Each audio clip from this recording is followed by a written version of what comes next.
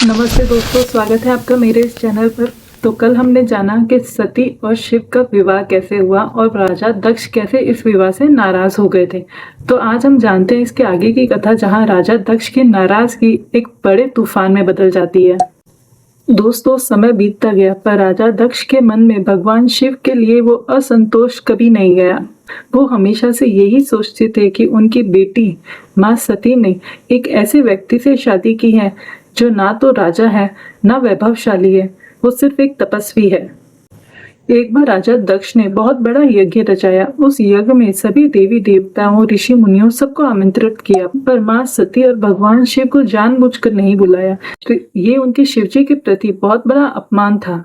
जब माँ सती को पता चला कि उनके पिता के घर एक बहुत बड़ा यज्ञ हो रहा है और उन्हें बुलाया तक नहीं गया है, तो ये बात से माँ सती का मन बहुत आहत हुआ। उन्हें भगवान शिव से वहां जाने की इच्छा जताई, पर भगवान शिव ने उन्हें समझाकर ये बताया, बिना बुलाए किसी उत्सव में जाना ठीक नहीं और वहां जाकर उन्हें और अपमान ही मिलेगा। पर सती का मन अपने पिता के प्रेम में इतना व्याकुल था कि वो नहीं मानी और पिता के घर उस यज्ञ में पहुंच गई। वहां पहुंचकर जो देखने को मिला उससे माँ सती का दिल टूट गया।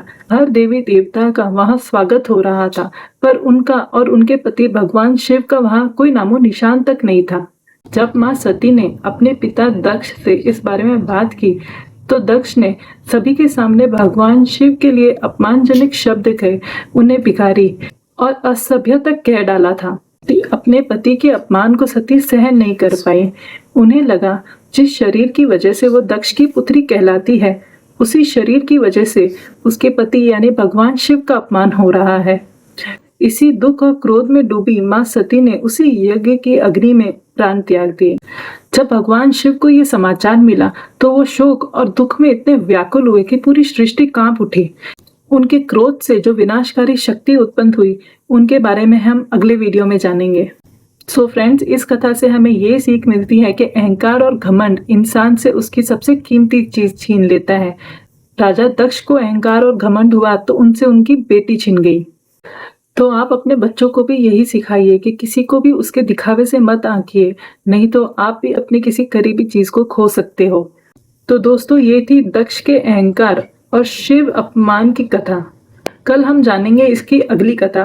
तो मेरे वीडियो को लाइक और सब्सक्राइब जरूर करें और अपने परिवार के साथ शेयर जरूर करें। हर हर महादेव।